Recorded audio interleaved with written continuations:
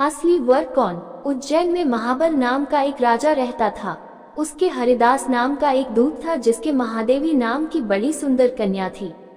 जब वह विवाह योग्य हुई तो हरिदास को बहुत चिंता होने लगी। इसी बीच राजा ने उसे एक दूसरे राजा के पास भेजा। कई दिन चलकर हरिदास वहां पहुंचा। राजा ने उसे बड़ी अच्छी तरह से रखा। एक दिन एक ब्राह्मण हरिदास के पास आया। बोला, तुम अपनी लड़की मुझे दे दो। हरिदास ने कहा, मैं अपनी लड़की उसे दूंगा जिसमें सब गुण होंगे। ब्राह्मण ने कहा, मेरे पास एक ऐसा रथ है जिस पर बैठकर जहां चाहो घड़ी भर में पहुंच जाओगे। हरिदास बोला, ठीक है, सवेरे उसे ले आना। अगले दिन दोनों रथ पर बैठकर उज्जैन आ पहुंचे। दैवयोग से उससे पहले हरिदास का लड़का अपनी बहन को किसी दूसरे को और हरिदास की स्त्री अपनी लड़की को किसी तीसरे को देने का वादा कर चुकी थी। इस तरह 3 वर इकट्ठे हो गए। हरिदास सोचने लगा कि कन्या एक है, वह 3 है, क्या करे। इसी बीच एक राक्षस आया और कन्या को उठाकर विंध्याचल पहाड़ पर ले गया। तीनों वरों में एक ज्ञानी था। हरिदास ने उससे पूछा तो उसने बता दिया कि एक राक्षस लड़की को उड़ा ले गया है और वह विंध्याचल पहाड़ पर है। दूसरे ने कहा, मेरे रथ पर बैठकर चलो, जरा सी देरी में वहां पहुंच जाएंगे। तीसरा बोला, मैं शब्दवेदी तीर चलाना जानता हूँ, राक्षस को मार गिराऊंगा। वे सब रथ पर चढ़कर विंध्याचल पहुँचे और राक्षस को मारकर लड़की को बचा जाए।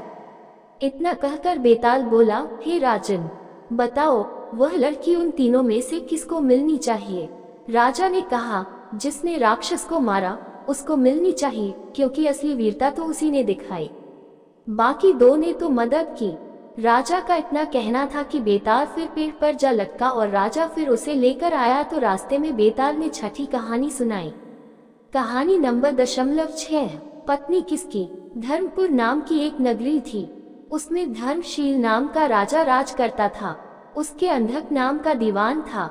एक दिन दीवान ने कहा, महाराज, एक मंदिर बनवाकर देवी को बिठाकर पूजा की जाए तो बड़ा पुण्य मिलेगा। राजा ने ऐसा ही किया। एक दिन देवी ने प्रसन्न होकर उससे वर मांगने को कहा। राजा की कोई संतान नहीं थी। उसने देवी से पुत्र मांगा। देवी बोली, अच्छी बात है, तेरे बड़ा प्रतापी पुत्र प्राप्त होगा। कुछ दिन बाद राजा के एक लड़का हुआ। सारे नगर में बड़ी खुशी मनाई गई। एक दिन एक धोबी अपने मित्र के साथ उस नगर में आया। उसकी निगाह देवी के मंदिर में पड़ी। उसने देवी को प्रणाम करने का इरादा किया। उसी समय उसे एक धोबी की लड़की दिखाई दी जो बड़ी सुंदर थी। उसे देखकर वह इतना पागल हो गया कि उसने मंदिर में जाकर देवी से प्रार्थना की, हे देवी, ये लड़की मुझे मिल जाए। अगर मिल गई तो मैं अपना सिर तुझ पर चढ़ा दूंगा। इसके बाद वह हर घड़ी बेचैन रहने लगा। उसके मित्र ने उसके पिता से सारा हाल कहा।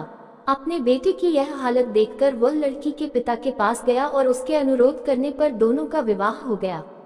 विवाह के कुछ दिन बाद लड़की के पिता यहाँ उत्सव हुआ। इसमें शामिल होने के लिए न्योता आया। मित्र को साथ लेकर दोनों चले। रास्ते में उसी देवी का मंदिर पड़ा तो लड़के को अपना वादा याद आ गया। उसने मित्र और स्त्री को थोड़ी देर रुकने को कहा और स्वयं जाकर देवी को प्रणाम करके इतने जोर से तलवार मारी कि उसका सिर धड़ से अलग हो गया। देर हो जाने पर जब उसका मित्र मंदिर के अंदर गया तो देखता क्या है कि उसके मित्र का सिर धड़ से अलग पड़ा है। उसने सोचा कि ये दुनिया बड़ी बुरी है, कोई ये तो समझेगा नहीं कि इसने अपने आप शीश चढ़ाया है। सब यही कहेंगे कि इसकी सुंदर स्त्री को हड़पने के लिए मैंने इसकी गर्दन काट दी। इससे कहीं मर जाना अच्छा है। ये सोच उसने तलवार लेकर अपनी गर्दन उड़ा दी। उधर बाहर खड़ी खड़ी स्त्री हैरान हो गई तो वह मंदिर के भीतर गई। देखकर चकित रह गई। सोचने लगी कि दुनिया कहेगी ये बुरी औरत होगी, इसलिए दोनों को मार आई। इस बदनामी से मर जाना अच्छा है। ये सोच उसने तलवार उठाए और जैसे ही गर्दन पर मारनी चाहिए कि देवी ने प्रकट होकर उसका हाथ पकड़ लिया और कहा, मैं तुझ पर प्रसन्न हूँ, जो चाहो सो मांगो। स्त्री बोली, हे देवी, इन दोनों को जिला दो। देवी ने कहा, अच्छा, तुम दोनों के सिर मिलाकर रख दो। घबराहट में स्त्री ने सिर जोड़े तो गलती से एक का सिर दूसरे की धड़ पर लग गया। देवी ने दोनों को जिला दिया। अब वे दोनों आपस में झगड़ने लगे। एक कहता था कि यह स्त्री मेरी है, दूसरा कहता मेरी। बेताल बोला, हे राजन, बताओ कि यह स्त्री किसकी हो। राजा ने कहा, नदियों में गंगा उत्तम है, पर्वतों में सुमेरु, वृक्षों में कल्पवृक्ष और अंगों में सिर। इसलिए शरीर पर पति का सिर लगा हो, वही पति होना चाहिए। इतना सुनकर बेताल फिर पेड़ पर जा लटका। राजा उसे फिर लाया तो उसने 7वीं कहानी कही। मिलते हैं नई वीडियो में 7वीं कहानी के साथ। तब तक के लिए धन्यवाद। मिथिलावती नाम की एक नगरी थी। उसमें गुंदिप नाम का राजा राज करता था। उसकी सेवा करने के लिए दूर देश से एक राजकुमार आया। वह बराबर कोशिश करता रहा, लेकिन राजा से उनकी भेंट न हुई। जो कुछ वह अपने साथ लाया था वह सब बराबर हो गया। एक दिन राजा शिकार खेलने चला। राजकुमार भी साथ हो लिया। चलते चलते राजा एक वन में पहुंचा। वहां उसके नौकर चाकर बिछुड़ गए। राजा के साथ अकेला वह राजकुमार रह गया। उसने राजा को रोका। राजा ने उसकी ओर देखा तो पूछा, तू इतना कमजोर क्यों हो रहा है? उसने कहा, इसमें मेरे कर्म का दोष है। मैं जिस राजा के पास रहता हूँ वह हजारों को पालता है, पर उसकी निगाह मेरी ओर नहीं जाती। राजन, 6 बातें आदमी को हल्का करती है। खोटे नर की प्रीति, बिना कारण हंसी, स्त्री से विवाद, असज्जन स्वामी की सेवा, गधे की सवारी और बिना संस्कृत की भाषा। और हे राजा, ये 5 चीजें आदमी के पैदा होते ही विधाता उसके भाग्य में लिख देता है, आयु, कर्म, धन, विद्या और यश। राजन, जब तक आदमी का पुण्य उदय रहता है तब तक उसके बहुत से दास रहते हैं। जब पुण्य घट जाता है तो भाई भी बैरी हो जाते हैं। पर एक बात है, स्वामी की सेवा अकार्थ नहीं जाती, कभी न कभी फल मिल ही जाता है। ये सुन राजा के मन पर उसका बड़ा असर हुआ। कुछ समय घूमने घामने के बाद वे नगर में लौट आए। राजा ने उसे अपनी नौकरी में रख लिया। उसे बढ़िया बढ़िया कपड़े और गहने दिए। एक दिन राजकुमार किसी काम से कहीं गया। रास्ते में उसे देवी का मंदिर मिला। उसने अंदर जाकर देवी की पूजा की। जब वह बाहर निकला तो देखता क्या है, उसके पीछे एक सुंदर स्त्री चली आ रही है। राजकुमार उसे देखते ही उसकी ओर आकर्षित हो गया। स्त्री ने कहा, पहले तुम कुंड में स्नान कराओ, फिर जो कहोगे सो करूंगी। इतना सुनकर राजकुमार कपड़े उतारकर जैसे ही कुंड में घुसा और गोता लगाया कि अपने नगर में पहुंच गया। उसने जाकर राजा को सारा हाल कह सुनाया। राजा ने कहा, यह अचरज मुझे भी दिखाओ। दोनों घोड़ों पर सवार होकर देवी के मंदिर पर आए। अंदर जाकर दर्शन किए और जैसे ही बाहर निकले कि वह स्त्री प्रकट हो गई। राजा को देखते ही बोली, महाराज, मैं आपके रूप पर मुग्ध हूँ। आप जो कहेंगे वही करूंगी। राजा ने कहा, ऐसी बात है तो तू मेरे इस सेवक से विवाह कर ले।